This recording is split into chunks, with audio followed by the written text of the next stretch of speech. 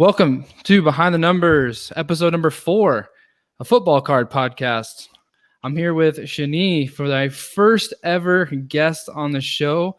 Super excited. I've listened to Shani quite a bit with Ty on Breaker Culture Weekly, and so I'm honored to have him on the show, even though he is a Steelers fan. Honored to be here. Hey, there are more Steelers fans out there than most fans of other teams, so you're just going to get more listeners from this.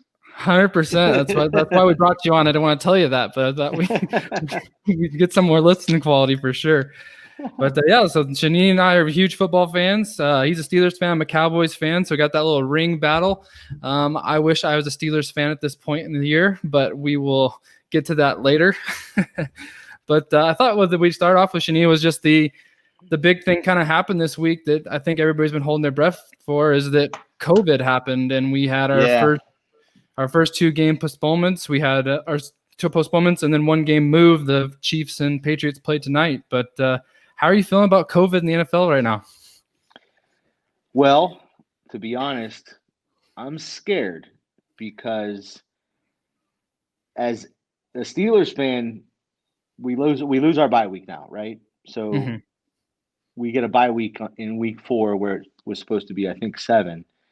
My question is, as granted, only 2 teams right now are going to lose their bye week, but as any other team has positives moving forward, and their manner in making up that game is to utilize the bye week, if a given team that has already done that has another round of positives, what do?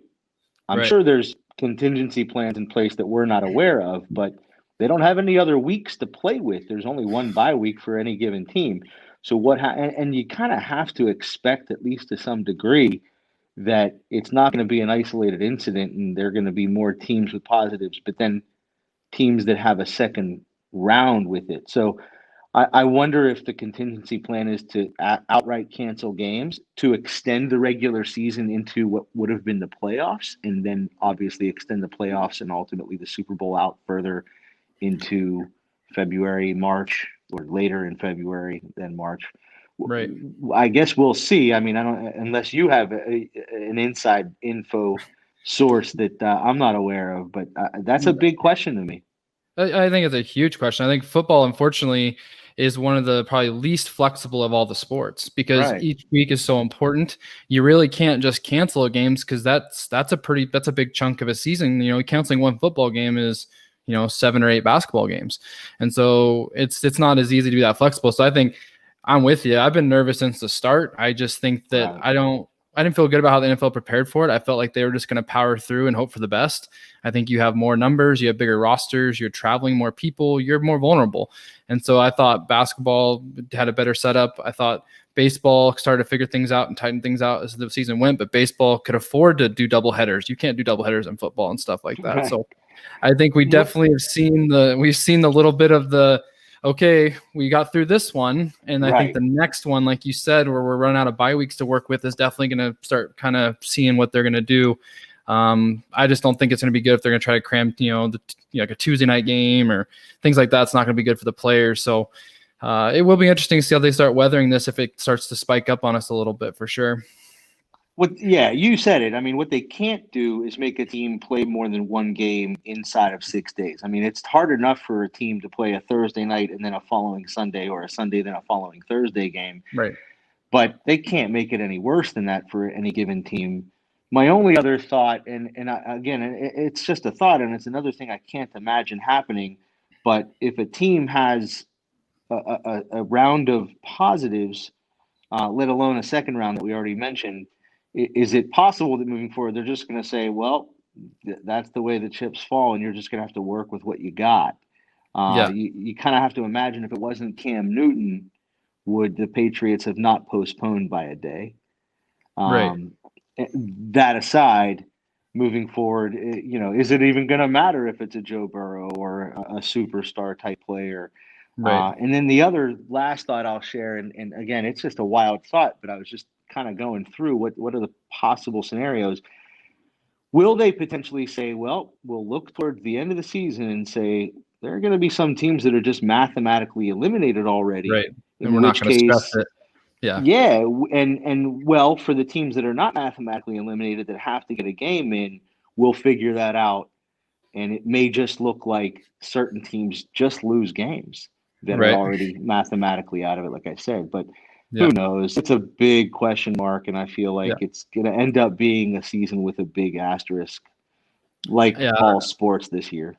I think as we get closer to them being inflexible, and this is just pure conjecture based on logic, I'm not an expert by any means, but I think they're going to get more, they're going to test more frequently, try to isolate cases quickly as possible, and trying to make sure it doesn't affect a whole team, like you said. So it's more of a too bad, sorry, you lost your starting quarterback, because New England wasn't going to win that game tonight without Cam Newton.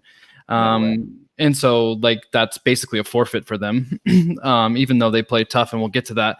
But just I think that's going to, and then they're fining people. I just saw the Raiders got fined for going to a charity event without wearing masks, Carr and a few guys for a charity. Really? Yeah, for a charity event. So NFL is just going to start coming down hard on discipline and trying to make sure that people are doing the right thing in terms of exposure. But I'm worried too. I'm worried too. Yeah. I still think it's 50-50 we get through this thing, which is sad because I love football, and it's the nice thing to look to every weekend. So I didn't mind the doubleheader tonight on Monday, though. It was nice to have two games. I won't lie. It was nice. Yeah, it definitely is. But, ultimately they're not going to be able to keep doing it. So we'll see. Well, I thought we'd get the negative out early, and I'll just start with the Cowboys continue to stumble. They really, honestly, as a Cowboys fan, they do not look change at all in terms of leadership. They're doing the same silly mistakes. The defense has gotten worse. And while Dak's he has the most passing yards in the first 4 games in the Super Bowl era, because every time they're down by 30, he just has to huck it, and he threw for 500 yards this week. Got down to 41-14. They stormed back 41-38, and then couldn't tackle a guy in a reverse and gave the game, away again. So overall, as a Dallas fan, I'm super concerned with the defense and just the team just continue to do those things. But unfortunately, we're also in that position that Afc East or least is terrible, and we're still in the division because everybody's awful. Right. But, it is historically bad.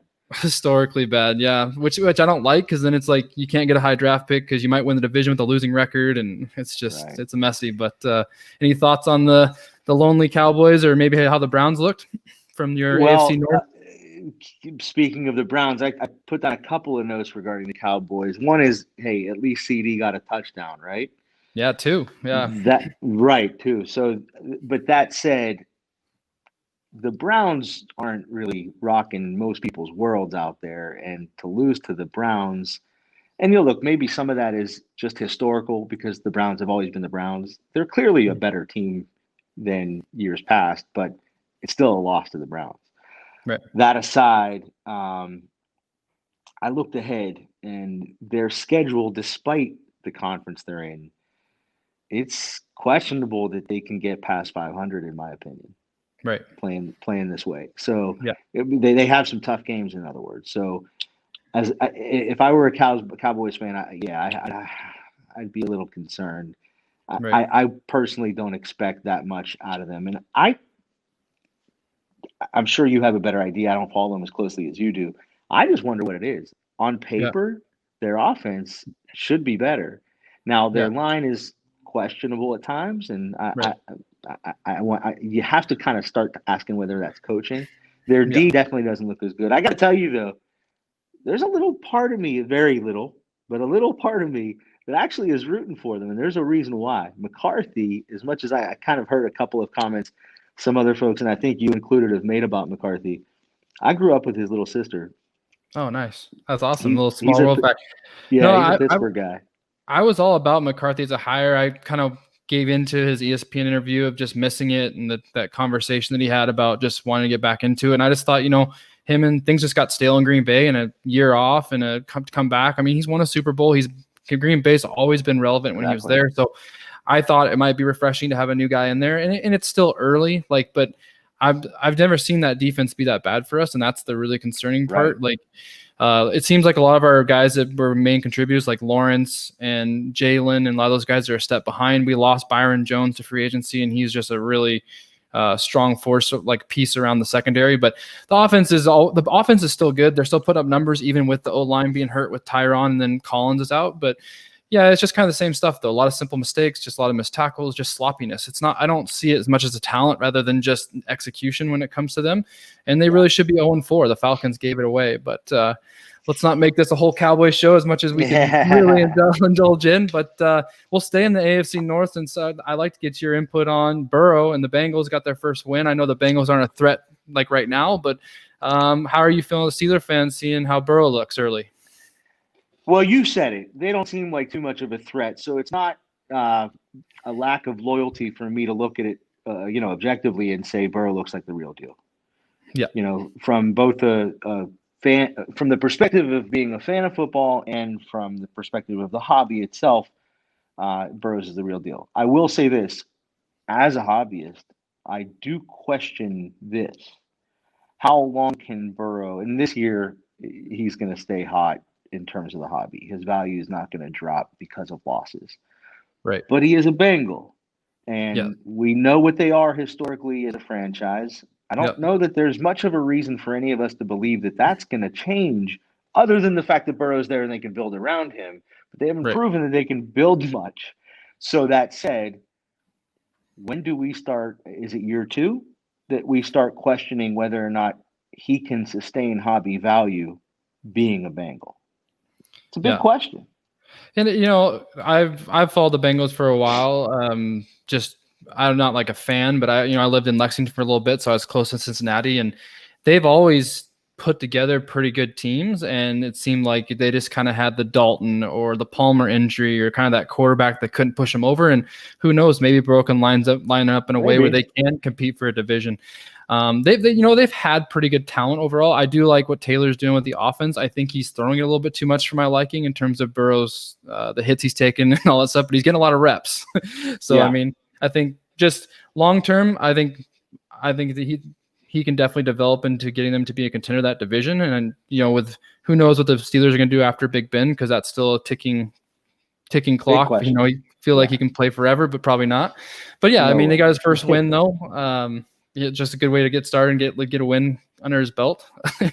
But I actually just moving to the next guy. I got my Herbert Oregon jersey on right now. So nice. Herbert tests Brady and got 24-7. He looked real good. The Brady just stormed back. It just really was more the defense fell apart for San Diego than Herbert's play. Herbert did have a pick, but it wasn't really like a deciding factor in the game.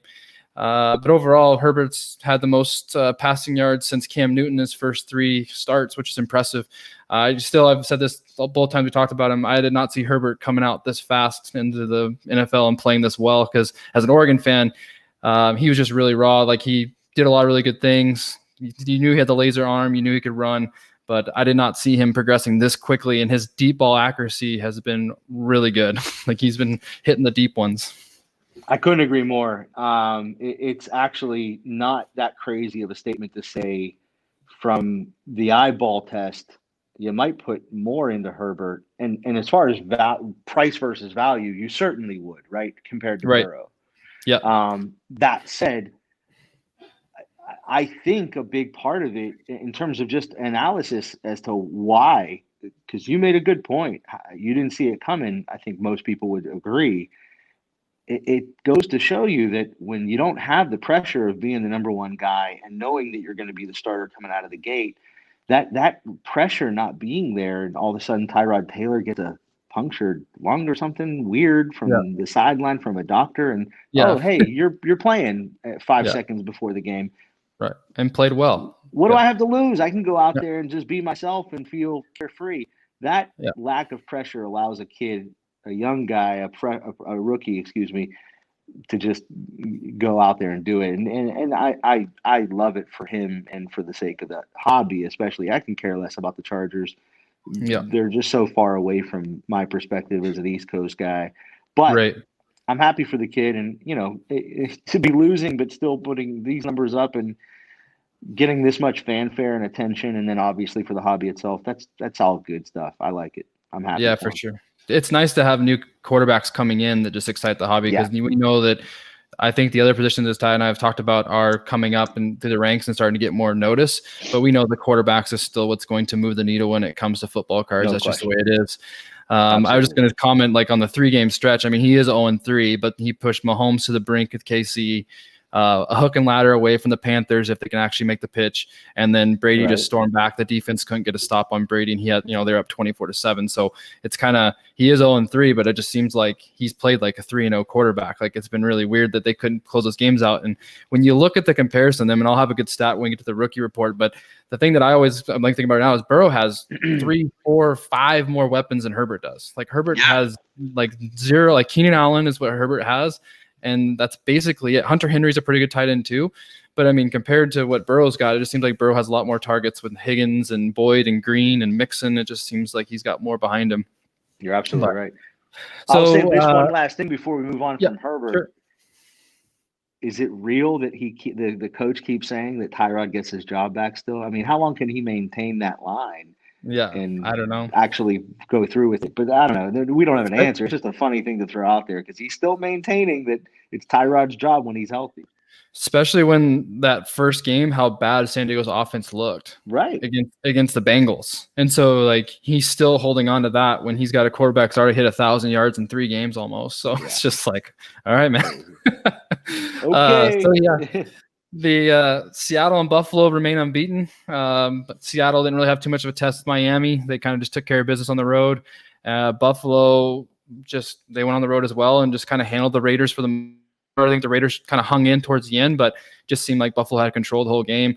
They're kind of clearly I know the Steelers are in the discussion, but those two, in terms of their offensive output, they seem like they're kind of the front runners right now in their respective divisions. Who are you scared about? Who scares you the most, Bills or the Seahawks?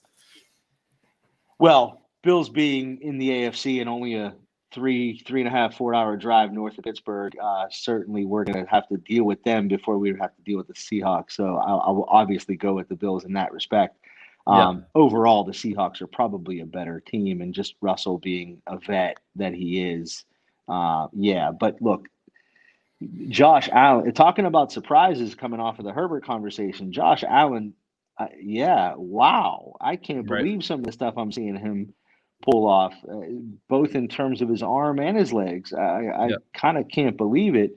That said, they've got a serious schedule ahead of them. And actually, the two teams that we're talking about meet each other in a few weeks.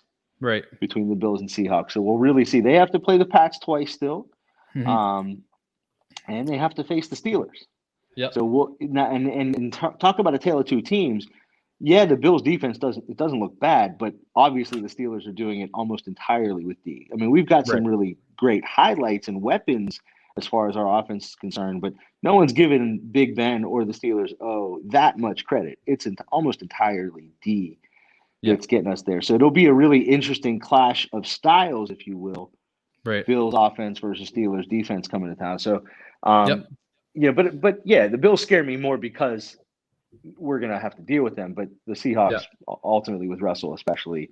And if you look, as far as schedule is concerned, the Bills have a much tougher road. The Seahawks schedule is maybe the easiest in the NFL. Right. If you look down the road, I mean, there are maybe 2-3 games that are a test. They could easily be the team of the NFC by the end of all this. The number one seed. I think the only thing I would say to that is just think about the AFC East. There's just no way the Jets or Dolphins are going to pose as anything to the Bills. That's going to be 4 easy wins. And in the NFC West, every team in there can beat you any week with the Cardinals, the Rams, and the Niners. I mean, they're all actually playing pretty well. So the Seahawks are definitely in a tougher divisional road. I do like the Bills' defense better. I think their defense is just more well-rounded. I think they have a good defensive coach. And Seahawks' defense hasn't been the same this year compared to what their Legion of Boom's been gone for years, but they're just not the same. They're winning offense. Their offense is what's winning it right now. No question. I think I give them a little bit more credit in their conference because division. The Niners are banged up, and I'm not sure they're going to look too much better moving forward, getting very few of those guys, if any of them, back. And the Cardinals, they've had some flashes of brilliance, but I don't know. I'm just not overly impressed. Yeah. I don't know. I think the Rams. the Rams, the Niners, I feel like their defense can just lock down a game where it's like a 10-3 game or 10-6 type of game that they could beat Seattle with, just because both their defenses are still even good. Even with the Niners injuries and Bosa being gone, they're still a respectable defense. They are. But yeah, I think you're right. The Niners have definitely, their injuries have kind of pushed them down to not being a threat in terms of a NFC champion this year. I just put it real quick, not much really to say because against the Washington football team, it's going to take a while for me to get over that. Yeah, but it's tough. the Ravens got back on track after their ugly performance against KC. Lamar kind of got back to running and doing his thing. But it was, again, the Washington football team wasn't anything overly impressive, but they're back on track with a win. Anything you want to say about that, or just want to skip over them? Well, yeah, right. Well, they've got to meet us in week 7, so I'm obviously looking forward to that. But yeah, certainly nervous. I will say the nerves are different than in years past, being that they're almost entirely about their offense now. Their defense, although kind of should be better, they're not impressing me that much. They only have 7 sacks on the year. Right. And yeah, for some teams that's not bad, but for the Ravens it is. Yeah. So right. Well, they didn't get close to Mahomes, so that was one game basically didn't have any pressure. And they're young. They got Patrick Queen in the middle. They have some young guys. They're still developing that defense. Like that's the kind of a team that typically their defense gets better as they go, as you probably know. I'm just more concerned about Lamar in the big games. If Steelers are fully capable of shutting Lamar down, in my opinion, so it'd be really interesting to see what happens in that game. But yeah, we'll get to that a little bit more here in a bit. And then I put just Foles, not the answer. The Bears kind of, as we talked about last week, Ty and I, it's even Foles coming in, taking over Trubisky for a 3-0 Bears team. I just didn't think the Bears team is very good. They kind of proved that. The Colts just kind of walked all over them. Just wasn't really a very exciting game at all. A lot of field goals. I think I have 7 of the 8 first drives for the Bears were punts, so they just weren't moving the ball, weren't getting what they needed in terms of the offensive production, even though Foles had over about 250 yards passing. But yeah, any thoughts on Foles starting for the Bears? Do you kind of feel like ideal? They're not much. Yeah, it doesn't excite me. Worst 3-0 team out there. It's kind of a whatever. I don't expect much out of the Bears at all. Yeah, I mean, the Niners dropped a tough game last night against the Eagles. I thought they were going to win that game. The Mullins just made a bunch of bad plays. Having a backup quarterback there just kills you. I'm very vulnerable. The Eagles didn't look good either. It just overall wasn't a great game. And then the Cardinals stumbled again. I didn't see the Cardinals losing again to the Panthers, and they also struggled. We kind of talked about them. The Cardinals came out, gave us 2-0. Like, well, these guys are coming up, and now they've lost 2 straight. Same old same. So maybe you are right. Maybe they're not as strong as I'm thinking, but I was surprised to see the Cardinals drop that game. Yeah, I mean, I think Kyler Murray is going to continue to be exciting, and he's going to continue to put up numbers and keep you watching because of his legs. But as a team overall, they just don't impress me that much. I don't think they're going to do that much damage other than some flashes in the pan here and there. So not much to talk about, in my opinion. Yeah, not much. Other than, again, I just want the air raid offense, and when he was running at Texas Tech, he actually ran the ball really effectively, and they're not running at all. Kenyon Drake is getting nothing, which I'm really surprised on. I thought that, especially with Kyler's leg, typically when you have a running quarterback, it also opens up running seams and running lanes. And I haven't watched really close in terms of their run fits and what they're doing with their running game, but it's just non-existent in terms of numbers. And that's been the biggest piece to me. It's all been Kyler, and that's all they're going with. That's can only take you so far. They're going to have to spread it out to the other running backs for sure. Every week I just kind of mention it, but the Giants and Jets just keep losing. The New York football teams are just not, they're just terrible. They're both really bad. Both their quarterbacks are struggling. They're not, Darnold had 84 rushing yards was his highlight in a losing effort to the Broncos. But yeah, it's just both those teams can't get anything going at all.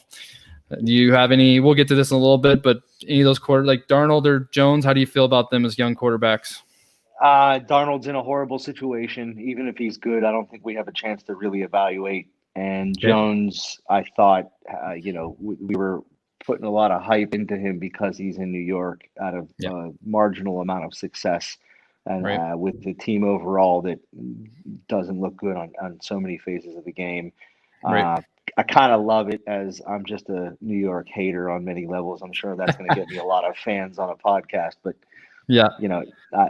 especially with Le'Veon doing what he did with the Steelers at the end and then going to the Jets, I relish in his lack of success.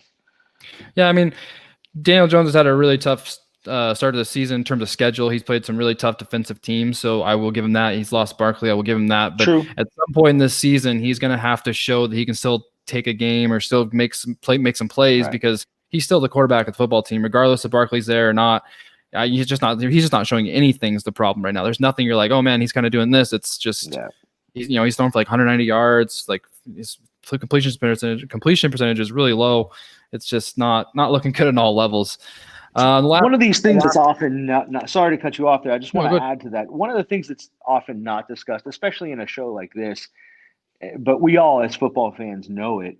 The game is won in the trenches, right? And it's not sexy to talk about linemen, but their line is weak.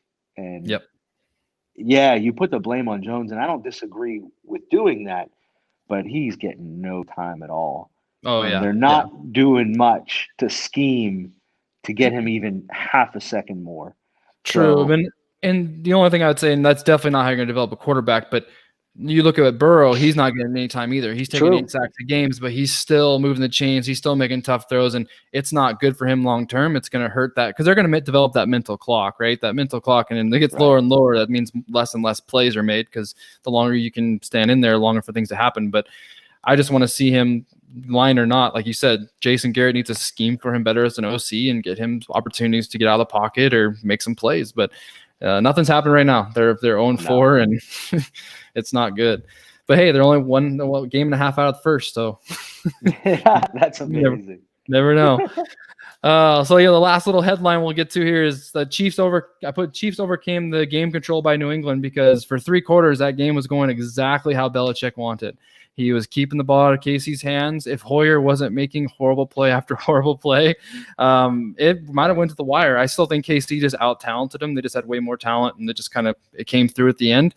But seeing that game worried me on a sense that New England's definitely still a part of this. They're not going away without Tom Brady and having, as long as Cam Newton comes back healthy. I think that kind of game flow would have been good for like a Cam Newton to keep moving the chains, getting them down the field. So it was interesting to see. I'm not going to lie. Did you have any thoughts on the game tonight? I would add to that by saying, at what point do we say that KC also allowed them? And to the extent that KC isn't one of these teams that's just a world burner that's going to blow everybody out by 30 points every game. Right. I think a lot of people, especially those who may only watch the highlights or a quarter of a game, think, KC's going to go undefeated, right? They're going to win the Super Bowl, right? I don't know, guys. Watch them, and you'll realize they're not blowing every team out of the water like you saw in a highlighted Ravens game because it was Lamar versus Patrick.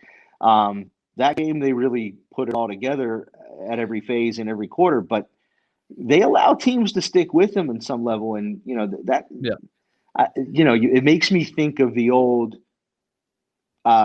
Eagles teams that Reed was the head coach of that had a lot of talent, but let a lot of teams stick around. And ultimately they never really pulled off the big win because of it. Obviously this is a different team, has a lot of different and better talent. And they've obviously got the ring to show for it. But Andy Reid's kind of one of these guys that has done that in the past as a head coach. And it just makes me think about that and question, moving forward, what we can expect out of them by the end of the season. I certainly think they're still going to be there. I certainly consider them one of the best teams in the NFL with the best quarterback in the NFL right now. But don't expect, I wouldn't be betting the line every game blindly. Right. I would just say that you're right. Andy Reid has those teams that hits the wall. Like they'll be, one game 42 points, one game 20 points. And it's continually been seen, I've seen happen over and over when he's been against Belichick. Belichick just knows how to manipulate his game script. I just know he does. He just does a really good job of slowing Reid down and getting Reid out of his comfort zone. And you can see that just stalls his offense out. If his offense is stalled out, they're vulnerable. And so that I just saw that today, and we'll see if that trend can continue. But they're 4-0. They're getting through those little tough ones. That Charger game was tough. Pulling out the wins in the NFL is still important too. So right now they're 4-0, and we'll see if they actually lose one. But and you talk to these players, they don't care about an ugly win. A win's a win. No. So I respect it. But, exactly. As fans, we care about the prettiness. That's right. So as you probably saw, on Breaker Culture, I've been kind of heavy into reporting on rookies in football and baseball. And so just kind of going to the rookie production of the week for the rookies this year. Tyson, one quick thing before you jump totally into that. I just have to make this last comment because this game is still being played, and I just looked up at the screen. It's a comment that's not really about the game at all. How ugly are these Falcons uniforms? Oh, yeah, I don't like them at all. They look like high school uniforms. Yeah, they look really bad, yeah. And then they're not playing well either. So. Anyway, sorry. I had to throw that in there. No, that's good. But yeah, so the one thing I was going to throw out with the Burrow, we've already talked about Burrow and Herbert extensively. So the one thing I was going to say that is a concern on Burrow that Herbert's doing better is I saw a stat that Burrow is 1 of 23 on throws of 20 yards or more.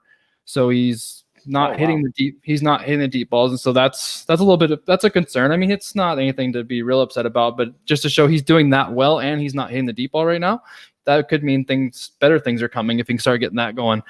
But yeah, we mentioned CeeDee Lamb was 5 for 79 for 2 TDs. Judy 2 for 61 with a really nice TD where he took it from a guy. Jefferson 4 for 103. So talking about those 3 receivers real quick, because right now they seem like the cream of the crop for the receivers. Who do you like best of Judy, Lamb, and Jefferson so far this year? Look, I can't say I've watched a lot of Jefferson. I watched some of Judy against the Steelers, and he didn't do that much, but he's obviously putting up some numbers.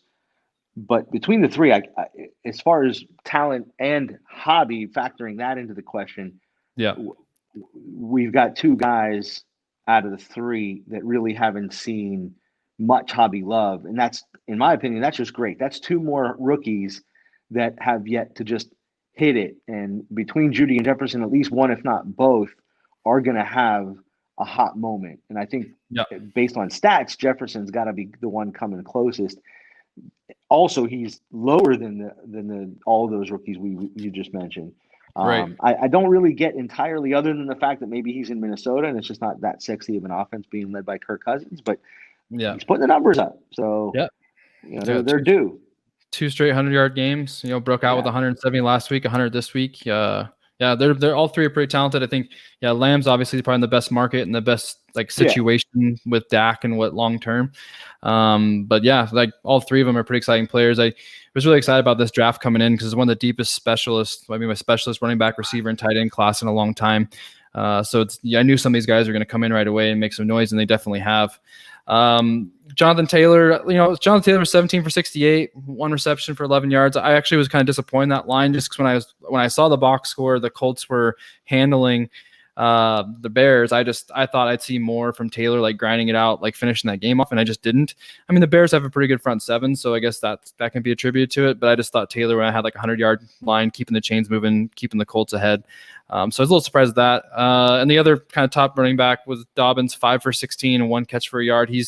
It's just kind of weird. His usage is confusing to me every time. His snaps go up, they go down, they go up, they go down. It's kind of, I don't know if they just go with the hot hand or they're just kind of staying with Ingram from now. But I liked him seeing what I've seen from him, but I just don't know his usage. What do you think about Taylor and Dobbins long term? Honestly, I don't have much to add about Taylor. I will say about Dobbins, I looked a little bit at their stats across the few weeks that we've seen so far, and it certainly seems like the Ravens are spreading the ball a lot across their RBs. And I don't know if you're a fantasy guy and a card hobby guy, you're hating it because nobody's really getting an opportunity to shine, especially the rookies. Right. And I wonder if Harbaugh's hoping that someone's going to just show the kind of brilliance that he's looking for and then stick with them. But it seems to me like they're just using running backs to keep Lamar's legs fresh.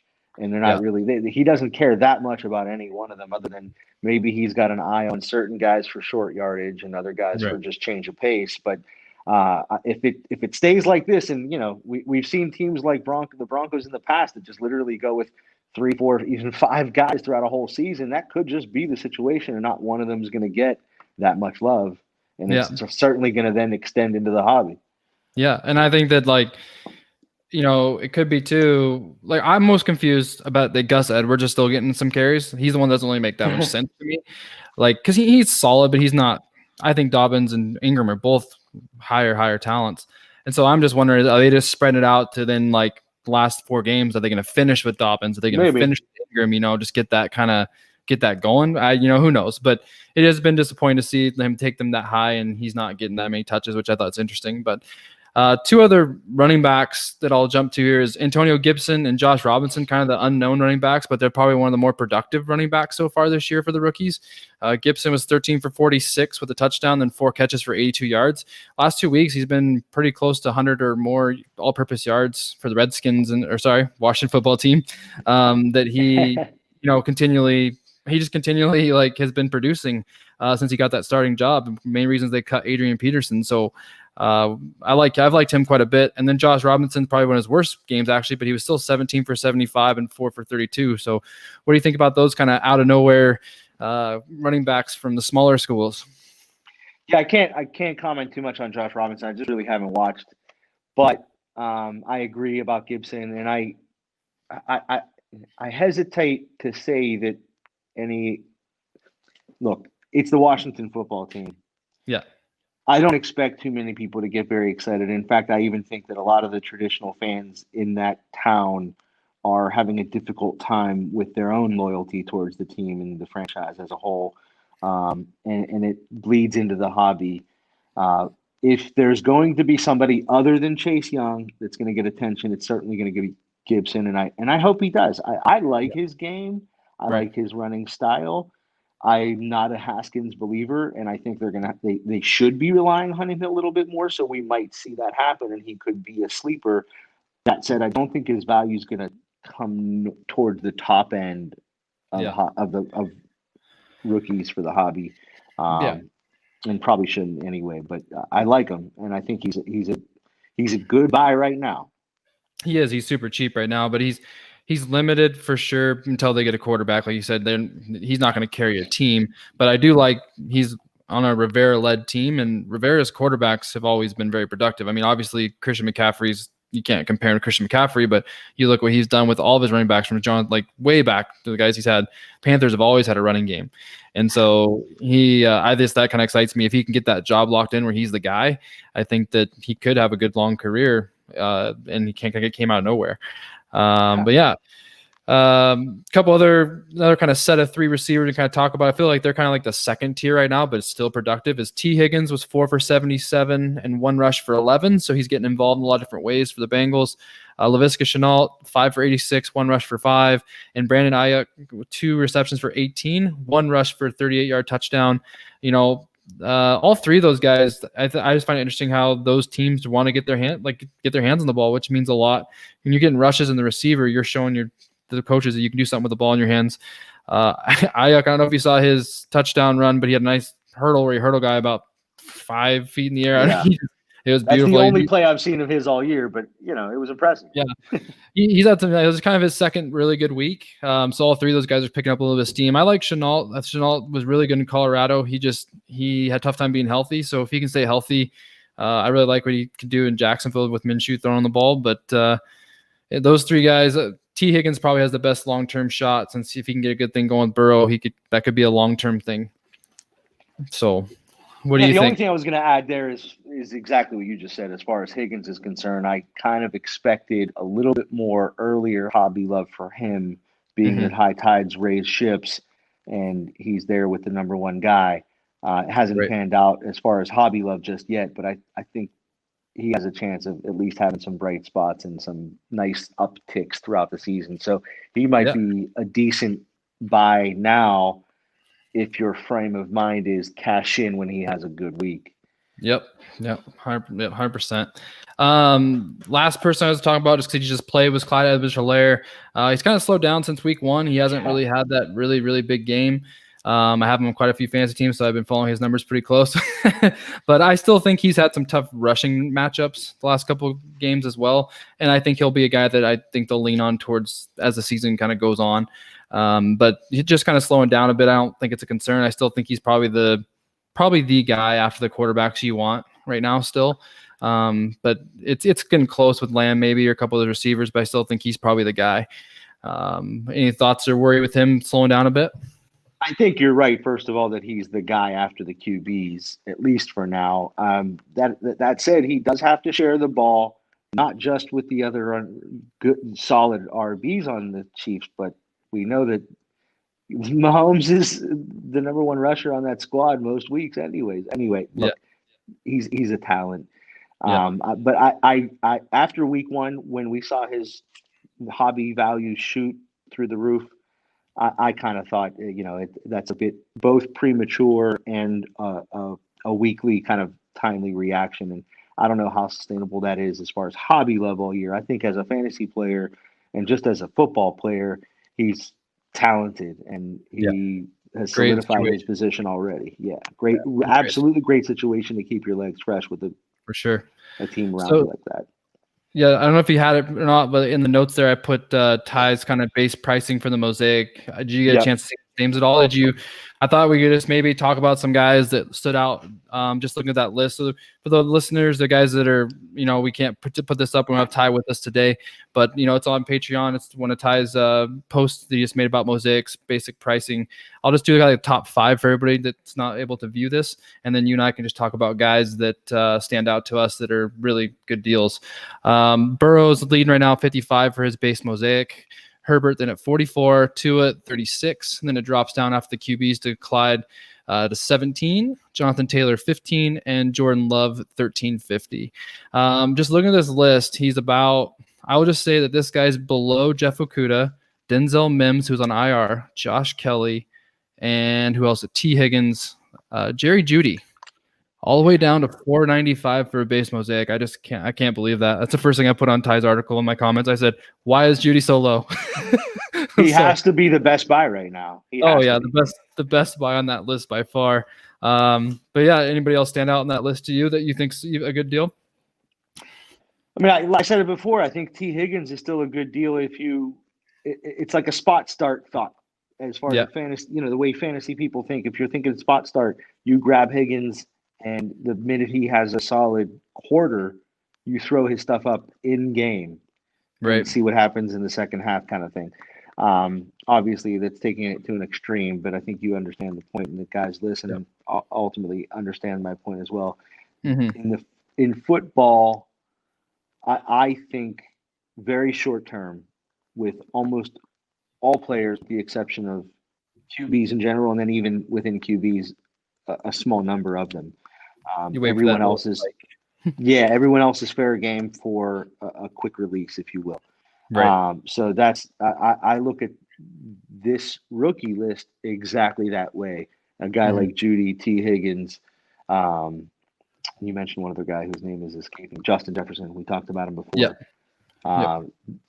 By now, if you're a fan, if you're a PC team collector type kind of guy, go with it now. And if you want to move some, or if you're just totally about moving things and making profit, buy now and move those guys later. You're going to have an opportunity this season at some point, barring a season-ending injury. Yeah, but it's just funny. Like Jake Fromm's getting almost 450 for his, and he's never going to play. He won't. I can guarantee he won't see the field. And then you got Brandon Ayuk, Antonio Gibson are underneath him, and you're just like, no way. Those guys are both. That's one of those. Just because he's a quarterback, people are putting money into him. And look, you're at that point, you're banking. You're going after the QB because it's the best position in the game, and you're hoping he gets traded at some point. Right. Okay. Not the worst strategy in the world. Yeah. He's a lot to me like Murray was, Aaron Murray for Georgia, just a really good college quarterback that just doesn't have great the NFL system. Great college system. Just doesn't have the NFL needs to succeed. The one guy I wanted to ask you about was Jalen Hurts. He's sitting right now at 1156, and just the Eagles did get a win against San Fran, so I think if they would have lost, this might have been a better question. But my question still is that he's still getting on the field. He's still getting runs here and there. It does seem that the Eagles are somewhat preparing him for maybe some time. What do you think about that? Is that completely in left field or right field? I mean, look, the fact that he's seeing the field as in another position tells you one of two things: either that you're entirely right and they just want to keep getting him some kind of rep to prepare him, or they see him as such an all-around just athletic talent that they can't pay him and waste him by sitting on the bench. I can't see them benching Carson Wentz until he gets hurt.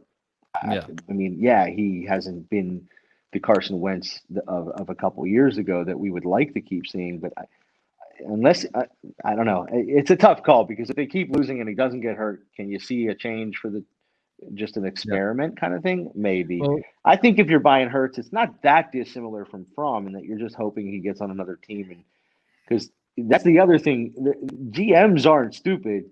You throw guys like that on the field to put some stats up, and then say, okay, I've got this asset that I can wave in front of a whole lot of other GMs right now. Yeah. Well, I mean, yeah, there's kind of one or two things. You could say that.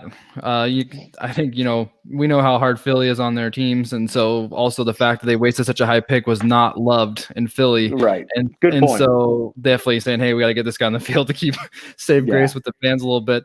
But he's $11 right now. If Wentz gets hurt next week, and Hurts is going to start, that's going to go up to almost 30, just from him going to start. So absolutely.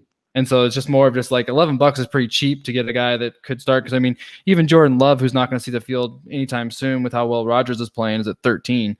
So Hurts just has more opportunity for that to grow than like Love this year for sure. I think it's a good buy. I would be. I'm holding on to all my Hurts stuff. I'll tell you that much. Yeah, that's right. All right, let's move on to the kind of the hot players and cold players, and we'll get to a little bit of the buy and sell. But we won't over talk about some of the guys that we've kind of mentioned it in the recap. Dak, he's on the hot players because he threw for 500 yards, and like I said, that stat about him, the most passing yards in the first 4 games of the Super Bowl era is just crazy. And then you just say, but they're 1-3.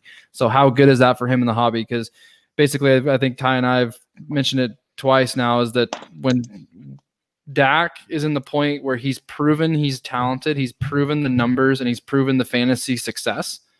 But the next level for him in the hobby is going to be Dallas in a championship. And if he can't do that, he's not going to go much further in the hobby. What do you think about that? All I can say is I agree. Yeah. And the only other thing, you kind of said it earlier, the stats are hollow. Right. Yeah, because they're down 41-14. Yeah, you just throw them back, shotgun, 5 receivers. That's not the football they want to play. So, Tom Brady, like first week when our show, we talked about him looking rusty. Saints really beat up on him, and just each week seems like he's gotten better and better. Got down 24-7 against the Chargers and Herbert, and then stormed back with 5 touchdowns. He has had 5 touchdowns, and they said almost 2 years. What do you think about Brady just starting to heat up a bit? I mean, as hard as it is for me to say it, he's the best quarterback of all time. I expected it. I definitely didn't think that just because he's no longer in New England with Belichick that we were going to see a different Brady. I would argue that there's more potential of seeing a different Belichick than there is of seeing a different Brady. Yeah, and I think that storyline's been the interesting conversation is who's more still kind of playing the Patriots way, and Brady has more targets and more people to throw to, and he's doing it. So right now it seems like both parties are progressing. It's not nobody's been lost without the other, which is I think been kind of what people are waiting for. Right. Just one guy that I liked as a cheap buy in the offseason was Joe Mixon. Finally kind of had a big game. For his first game where he had more than 20 touches. He had 25 carries for 151, 2 touchdowns, 6 carries for 30 yards, another touchdown. What are your thoughts on Mixon as a talent for the running back position? Do you think is that just a hot game, or do you think he's actually, maybe coming into something as his career right now? This is one of those funny dilemmas as a football, as football in this hobby. Is how much do you want to? Most people have so many dollars to go around. Yeah. And we've just talked about A, QBs, B, rookies. Mm-hmm. In terms of priority, at what point do you cut yourself off? Right. And how deep can you go? And what is the true potential out of a non-rookie running back on a team that's probably not going to make that much of a dent? Yeah. Nothing. So I personally would be calling that a big sell. Yeah, just a really big game. Leave it at that. Yeah. I think you're right. I think if anything with Mixon, he's still young. It'd be more of like next year if that team puts anything together. His silvers, I think I snagged 2 silvers this summer for $7. Like his rookie silvers, like why not? That's not going to hurt me. Might as well just try. But yeah, the last hot player to talk about, because he's had a monster game on Sunday night trying to keep San Fran in it, was George Kittle. George Kittle, 15 for 183 and a touchdown and 1 rush for 8 yards. I just wanted us to ask the question of, is he the best tight end in the game right now? Probably. It's hard to argue. And here's what I'll say about tight ends. As much as they historically don't get as much hobby love as I think they deserve, you've got examples of guys like Tony Gonzalez and Jason Witten that play until they're 80. Mm-hmm. So it's like, if you invest in a tight end, you're going to have an opportunity at some point to at least break even, if not do well, if your timing is right. Right. So, yeah. And Kel saw a nice uptick in his prices this summer after the championship, and I think Kittle's with a team and a coach that's going to be competitive for years that might come. I just love the way the guy plays, man. The guy is just one of those guys you want to have around you. He's one of those crazies that's just going to go hard all the time, and I just like watching him play. He's a fun player. I mean, I will say to really, because I didn't answer your question that much other than to say, yeah, probably. He's the best tight end right now. And there's probably 5 guys that you can say that about after a great performance any given week. Yeah, I think he's definitely part of the cream of the crop, and probably the cream of the crop. But again, there's a lot of tight end talent out there that if you wanted to go after a guy that you said, okay, is he the next Witten that's going to play for 50 years? Yeah, definitely. Yeah, him and I think him and Kels have just kind of been fantasy wise the top 2 guys you want. Right now, Waller's been just very consistent with the Raiders. There you go, Waller. Yeah. He's kind of a little sleeper tight end guy, but yeah, I know tight ends aren't going to get you up in the 10,000s or anything like Mahomes and our quarterback crazies. But I just think Kittle's a fun player in a really good market that his stuff's relatively cheap, that he's going to be able to put together a career that gets some value. Just to throw it out there, that as far as tight ends go, there's one guy that year after year, I kind of just can't believe I'm still saying what happened to him, and that's Jimmy Graham. Yeah. I had Hall of Fame type of hopes out of that guy. Yeah. And I don't know. It was definitely a cliff, wasn't it? After he hurt his patella with Seattle, it just never came back. It was, you're right. Jimmy Graham was exciting. At Saints, he was unbelievable. Yeah. The Cold players, we talked about Daniel Jones already, but his actual numbers are 23 for 36 for 190 and a pick. We've already kind of gone over the line's not there, the team's not there. It's just an ugly situation. I don't think there's much more to say. David Johnson, running back for the Texans now, 16 for 63. He had a decent week 1 against KC. It's kind of done nothing since. And it just seems like the Cardinals really won that trade, which apparently the front office for the Texans agreed as they fired Bill O'Brien today. Which you were mentioning that last week with your conversation with Ty. Once Bill O'Brien's gone, what are we going to see out of some of the changes that will obviously come? So, and I was excited about that because if you're a Deshaun Watson rookie card holder, you're just like, right. This is good. So, I just think Watson's a premier talent, and definitely that kind of, to me, that firing should make you thinking about going get another one if you don't have one in terms of his rookie. But yeah, David Johnson, I put him on here. I like David Johnson. I think he was a fun player when he broke out with Arizona, and just hasn't been there. I think the line's not there. The whole team's just not there. So maybe with the new change, maybe that'll help the running game too. But he's a running back. It seems like Houston is kind of one of these places that good running backs go to die. Yeah. Look at, they've had a lot of great talent over the years that just had so much bad luck. Arian Foster. Right. Yeah. Just a lot of injury, bad call. There's just a piling on of bad luck over there with running backs. But hopefully that changes with the coaching change. We'll see. Yeah, we'll see. You're right. T.Y. Hilton. I'm just really surprised by T.Y. this year. I thought with Rivers coming over, he'd be kind of that Keenan Allen to him, and he'd get going and kind of, because I thought he kind of hit the wall with Brissett last year. With Brissett, kind of they figured out he couldn't do it. He's done nothing. 3 for 29 last week. I don't think he's had a game over 50 yards yet. It's just been really hard. So Ty is a cold player. I know he's not someone really investing in, but just a player. I think he's been in the league for a long time and put up big numbers. It's more of a guy I thought would kind of come back to earth for us this year, but he hasn't. So Colts just don't excite me. I have almost nothing to say about them. I know. It's kind of weird because I do feel like they do have a really good coach, and he doesn't have what he needs to really make a run. I think Rivers is basically done right now, and he's not doing much either. So it's been that team's been interesting this year, but they're still in it for the division. I think the Titans are the favorite. We'll get to that here, but yeah. So I thought it'd be kind of fun as we're at the quarter mark here to kind of you and I, since it's our first time on a show together, just to kind of give you quick little. This is my pick to win the division after seeing 4 weeks of football, or we can say, with your Steelers only 3, but you can go from there. So we can just kind of go back and forth. I'll say my pick, you say yours, and then we can just keep going. Does that sound good? All right. So start with AFC East. I'm with what I've seen. I think the Bills are going to get it done. I think the Patriots aren't going to have the offense to stretch the Bills enough. I think the Bills are going to be able to handle it with their defense and offensive combo. What do you think in the AFC East? I mean, I can't go against that. I completely agree. Bills all the way. And I'm rooting for them, as crazy as that is to hear from a Steelers fan. Okay. And I know we'll disagree here, but with the North, I'm going to stay with the Ravens. I did it a little bit to have a conversation with you, but the one thing I was going to throw at with the Steelers is so far the Steelers wins. The teams they've beaten have one win, and that one wins against the Jets.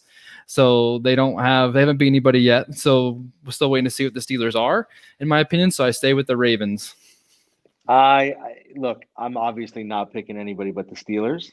And look, I think the combined total margin of victory between the Steelers and Ravens of, the last 10 games between the two is like 15 points. Some of the best games to watch ever. Even as a Cowboys fan, Ravens Steelers games have always been smash mouth. So 3-point games every time. The Ravens could sweep us and win every game by 20, and we could sweep the Ravens and put Lamar out of his misery. Yeah, or the Ravens can sweep each one. You guys get a wild card, and you beat them in the first round. I mean, all those things happen. Right. AFC and all those things have happened. Yeah, right. Definitely. So yeah, it's a tough call between those two, but obviously I'm going Steelers. All right. AFC South, I stay with the Titans. If I'll stay with the Texans, like if they get going, they get some wins going, they have the best quarterback in the division. That's not close.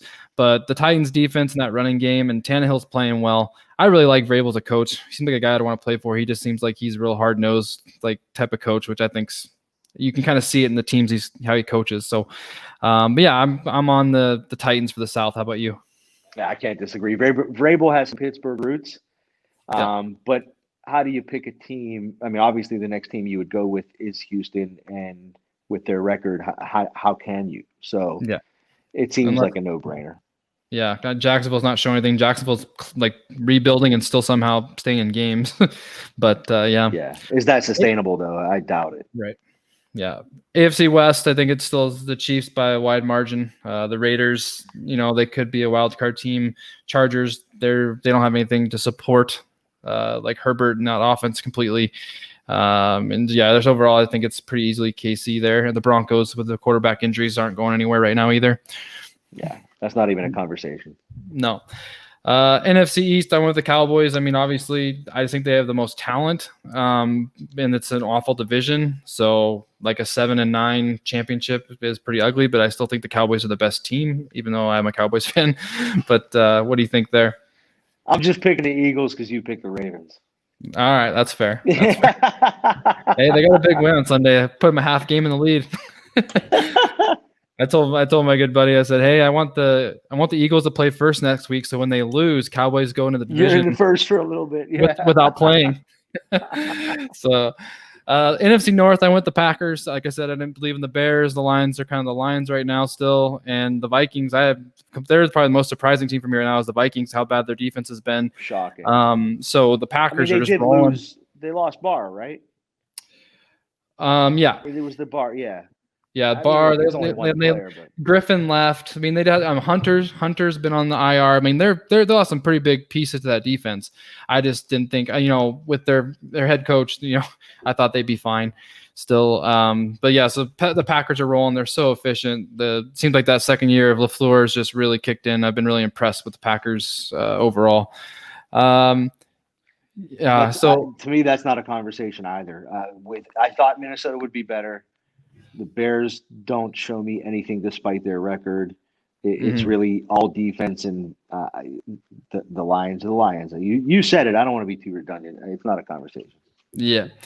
NFC South, I'm just going with the Bucks just because the Saints they're worrying me. I thought they would a little bit this year. They've been without Thomas, so maybe when Thomas comes back, things will pick up. But they're just not. Their defense hasn't been as strong as expected or down the last couple of weeks. So that's where my concern is with them. Because if their defense is rolling, I know that Breeze can manage and that offense can score enough to get them in a good position to win.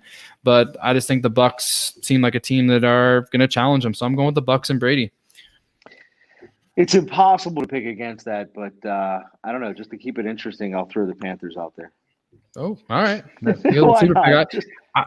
I want to not go chalk and keep it interesting, you know? Yeah. I wanted to sleep with the NFC West. The NFC West, I'm going to take the Rams. Only reason I'm taking the Rams is Ramsey and Aaron Donald, I just think that defense can really shake things up in that division. If Goff can not turn the ball over, they get that running game going, and once they get Akers back, I think the Rams could test Seattle because I just don't think Seattle's defense is good enough. So I went with the Rams there. That's where we'll diverge as well. I'm going to stick with the Seahawks despite their lacking defense. I will say I've been disciplined by not just bringing the Steelers up every 5 minutes in this conversation. So I'll be a homer and say Aaron Donald is the best defensive player in the league, and he's a Pitt grad. That's right. Fellow alum. Panthers. So I'll toot that horn real quick. Yeah, that's good. Probably the strongest guy that the NFL has seen in a decade. He is like the most incredible sports specimen in terms of figure I've ever seen. Like he literally looks like Hulk. He's unbelievable. I mean, he's such a tank. Super Bowl matchup. I got Packers and Chiefs with Chiefs winning it. That's what I kind of have right now. What do you got for Super Bowl? We gonna throw the Steelers in there? Look, that would be ridiculous on some level. I don't know how you pick against the Chiefs right now at this point in the season. Yeah. It's so hard not to. They're undefeated, and to not take them, it's like sacrilege. Yeah. Any Pittsburgh go for it fan, let alone Pittsburgher, would have to. It's impossible though. Right now, it's all defense. If you've watched the full game, you know that offensively they're still struggling. Even though they've put up the numbers and have won the games, they don't look efficient on offense, and they've got to put that together to ultimately take the division and really compete at the next level playoff, wise. So I'll take the Chiefs, and I'll go with the Seahawks since I've been such a Seahawks proponent this whole conversation, and they've really impressed me. Yeah, lacking defense, but we've seen offensive teams with questionable defenses go far. Obviously, it's a tough task, but it'll be exciting if they do. That'd be a lot of fireworks in that Super Bowl. That'd probably be like a 90 point over under. I'm sure that's what the NFL wants. So that's how much I love Russell Wilson. I will say that much. I mean, he's how can you not be a fan of that guy? Yeah, no, he's exciting. He's a fun player to watch for sure. And just seemingly like such a good dude too. Yeah, no, he's like one of those guys that's hard not to like. MVP, just in that situation, I think it's still going to be Mahomes. I think that Allen and Wilson will be super close, as they are super close right now. But Mahomes is still he's just the most talented quarterback we've seen in a really long time. And you're saying talented now because he doesn't have the career that Brady's had, but he has the most talent I've seen from the quarterback position since I've been watching football. Just the ability to throw in tight spaces and different angles, and he can run a little bit. Just Mahomes, I think, still the MVP front runner. Look, if the season ends today, and I know it's only week 4, but if it ends today, he'd win in unanimously, with the exception of maybe one or two writers like a Skip Bayless who votes as a homer because that's who he is. Right. But it's one of these conversations that it's hard to have after week 4, but you have it every week because that's the way you do it in football. Being that it's only 16 games total. So, it'll be interesting to see how this conversation evolves. And I feel like I have to just say all of that parenthetically just to make it interesting, but it's impossible to pick someone other than Mahomes unless you're just trying to be one of these, Nostradamus soothsayers. Like, I'm going to throw something out there and I'm going to look really smart at the end if I really get it. But yeah, definitely. And then, I put Rookie of the Year, and obviously it's pending if Anthony Lynn actually Chase Claypool. Yeah, there you go. I knew you were going to get his name in. I knew you were getting his name. My pick was going to be Herbert, just because I think that he's done the most impressive work from the rookies so far. But if he gets put back in the backup role. That's not going to be possible.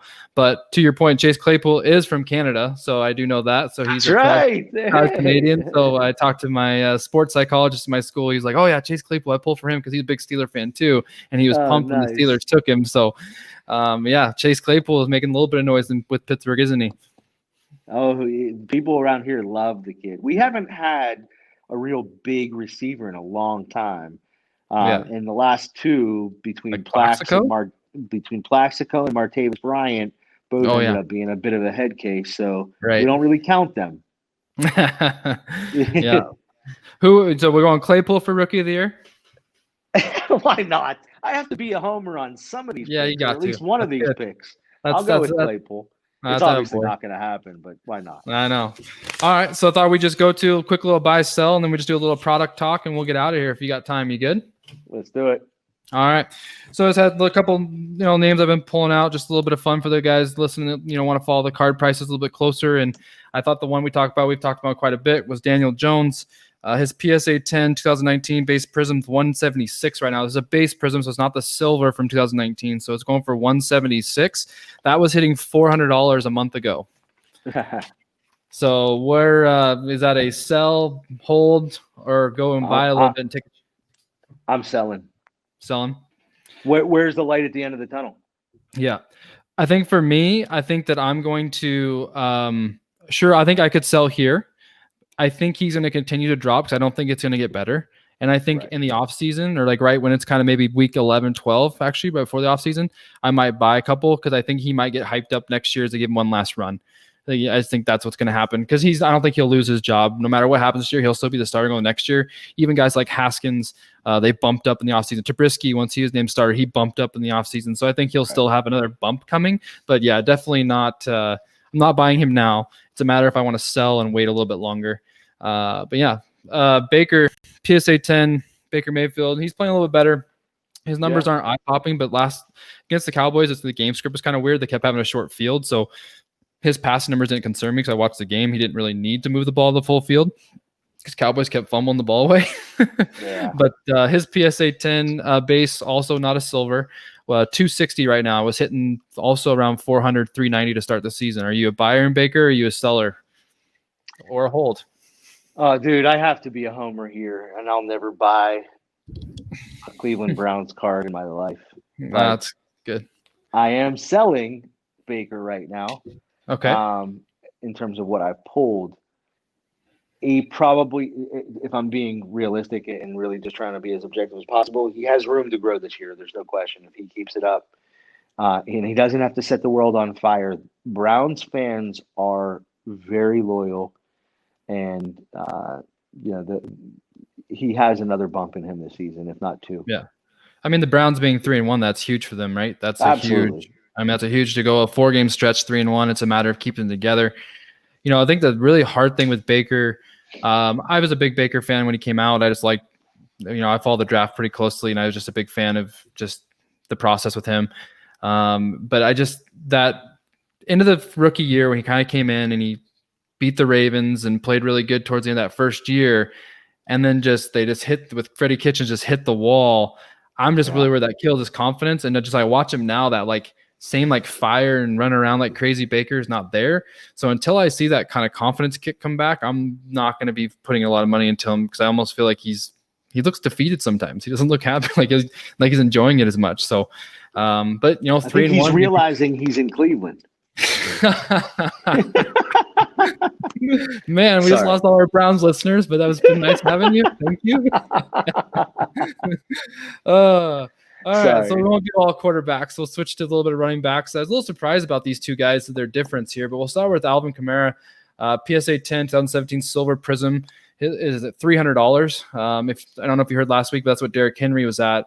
I think a little bit of the 2017 guys, they get a little baked in price because that's a hard product to get because Mahomes is in there. It's a super expensive product. But what do you think about Kamara at $300?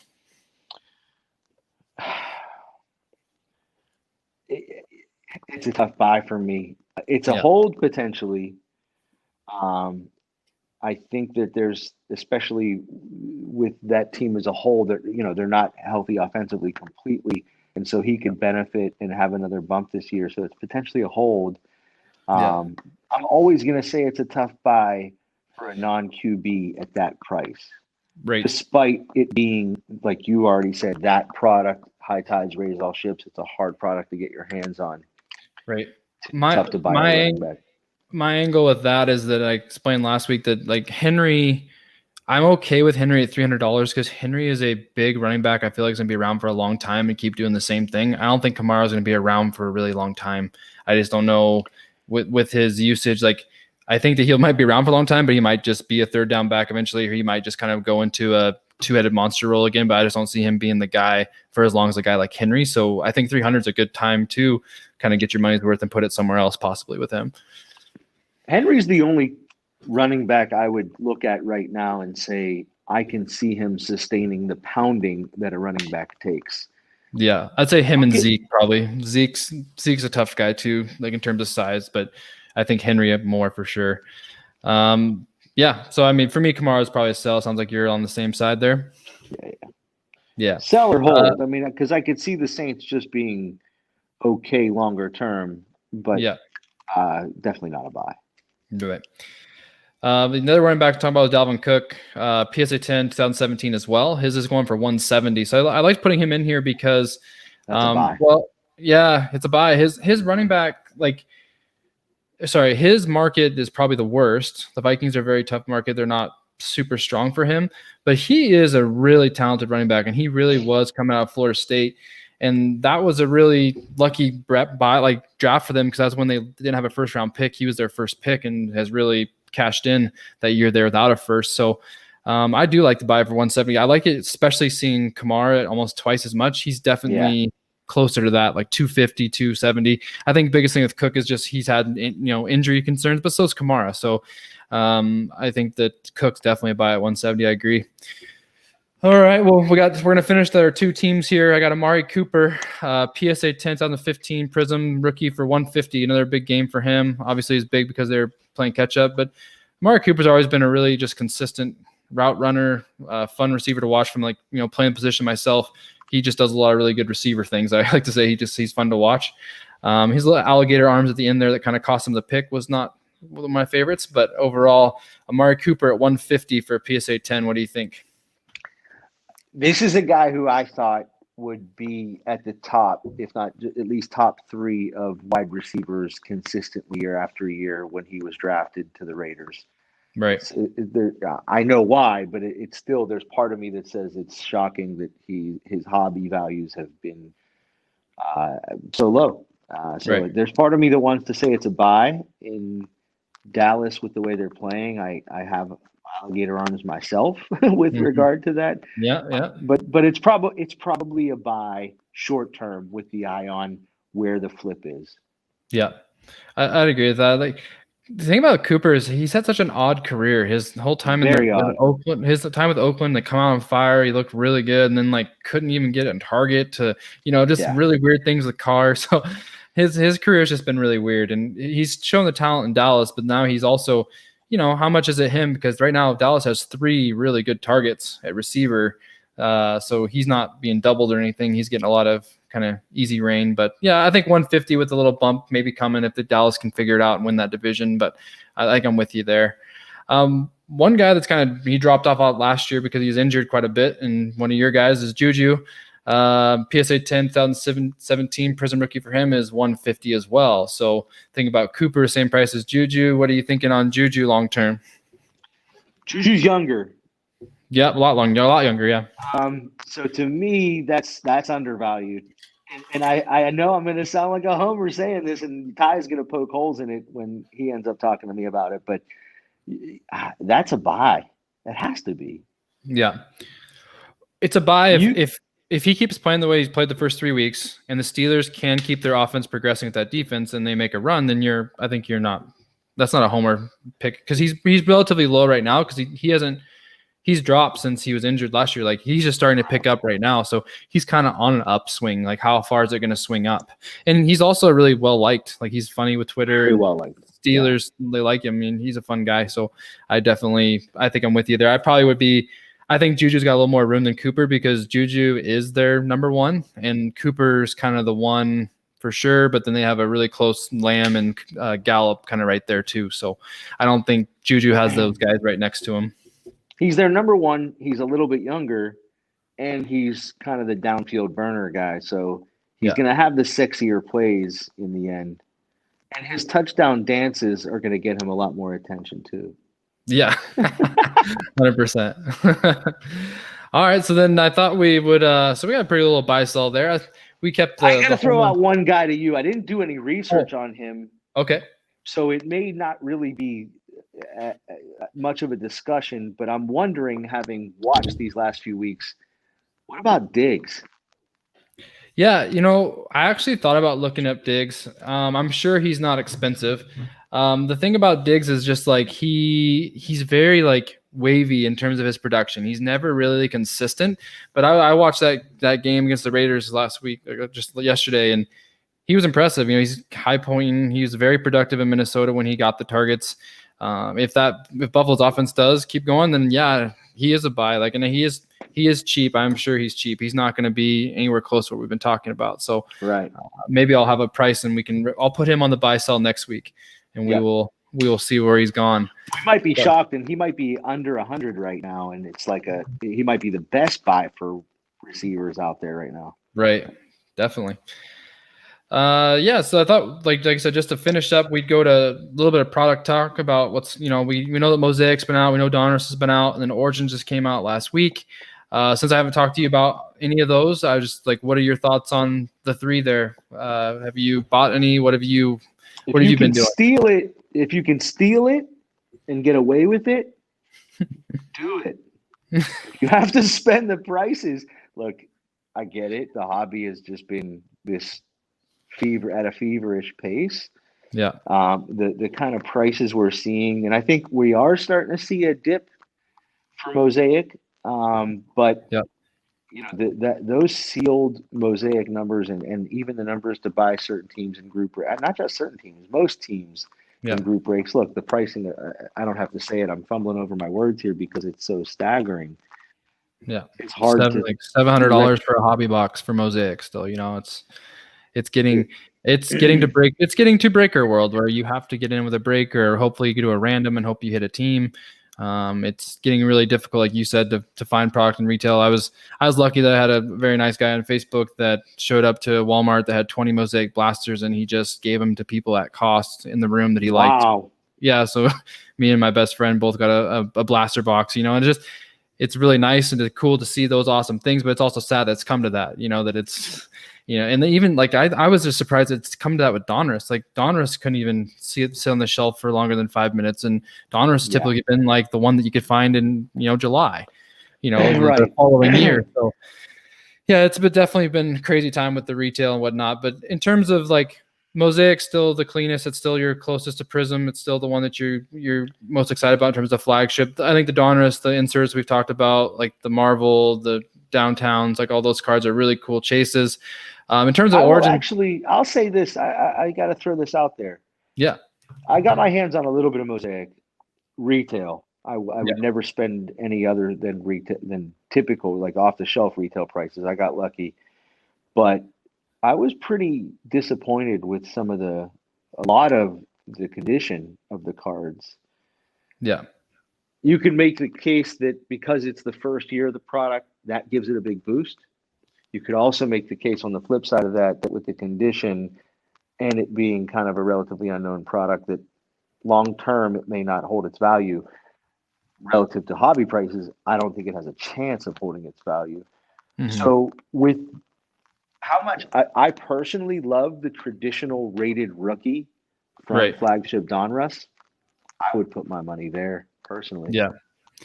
Yeah, it is interesting to see how that, since it's its first year, how it's going to stack in comparison of rated rookie Donruss, optic rated rookie, and Prism rookie. Where's Mosaic going to fall? Because right now it's about 3 times the paper rated rookie. I think it's going to be under the optic rated would be my guess, but we will see. I think the condition issues, I think Ty's counterpoint to that was that makes the gems more valuable. Sure. Because it's going to be tougher. I mean, I've had a friend of mine send me a picture of a Jonathan Taylor rookie that he got that had a scratch all the way down the side, a crease in the back, and a dimple by his head. Like one card had 3 issues. It's like that literally looks like it went through a blender. Like how does could you be? How mad would you be? You're a Jonathan Taylor fan. You paid $700 for a hobby box, and you get a card that's in that condition. Exactly. That stuff can't happen. It's a good counterpoint that Ty makes about how valuable the graded will be. But ultimately, if the question is about the product, then I'm still going to stand on, if the condition is that questionable and the price is that high, I'm not taking the lottery ticket to hopefully get that 1, 9, 5, or 10 and hit the lottery. To me, until the prices go down to 25% of where it is, right? I'm not a player, not even a consideration. Yeah, but I think you're right. By the way, I think it probably falls in a notch above Donruss flagship, and Optic Hollows and Prism Silvers stand the test of time ultimately. I think the only ones for the Mosaic that's going to have the potential to be long-term is their color and their parallels. The parallel colors could hold a lot better than the bases. And they're pretty cool cards. I mean, I think that white Mosaic card, like I said, I saw the Tua get pulled in a break, and those cards are beautiful. The white Mosaics are super nice. It is. Yeah. But in terms of Origins, though, I saw Origins, couple breaks. Overall, like I said, I was kind of my feeling of when I saw the pictures released. I do like the white background a lot better than last year's. I think the white makes it look cleaner. It's like Ty said, it's a PC collection type of card. It's just personally, I've always loved Origins. Yeah. I'm drawing a blank, but it's pretty much a complete rip off of what Topps was making before they lost the football license. Topps was making a product that Origins looked exactly like, but it doesn't matter. Okay. There's a couple of things to say about Origins, which ultimately just makes it exactly that, a PC kind of thing. It doesn't hold a lot of value long term. Mm-hmm. One is that a lot of rookies will have the 00, and not their actual number. And the other is the majority of the patches are 88s, right? Not the actual number that the rookie ended up choosing. But that's weird. It doesn't fit. It doesn't work for long-term value totally. Not to mention that patches in of themselves have kind of lost steam overall in the hobby. And even the autograph has been devalued to some degree, which ultimately I think is a good thing. But I personally still like going after rookie autographs, especially of all the Steelers rookies. So I've definitely gone after getting my Claypool and Anthony McFarland's and just having a couple and calling it a day. I do think it's funny, though, that in the hobby, just to kind of close here, I got in a sale just a couple weeks ago, I got a Rookie Phenoms Optic Relic Lamar Jackson card, numbered to 50. And that card, numbered to 50, it's a rookie card. It's got jersey on it, but it's not going to be close to any of his base rookies. And I think it's just funny that by putting a piece of jersey in the card, it's devalued like that. People don't. It makes no sense. I'm out. It's still what? The MVP. It's rookie of a recent MVP out of 50. It ultimately should absolutely be more value than any non-serial numbered card of his that is a rookie. But you're right, because there's a little swatch of purple Ravens jersey that he might have worn or might not have touched. We don't know. Right. That he walked past. Right. Yeah. It's just like, I rather have because I'm pretty sure I looked up his paper Donruss rated rookie was 4 times more than that. And you're just like, okay, well. But anyway, well, hey, Shani, thanks for joining me talking some football. It's been fun, Tyson. A lot of fun. Great to have you on first time. As I've always wanted to talk to the guy on the 100th episode with Ty, so that was pretty cool. Nice. But yeah. All right. Well, good luck to your Steelers next week, and hopefully you guys can continue to be undefeated. Appreciate it. All right, man. Thanks a lot.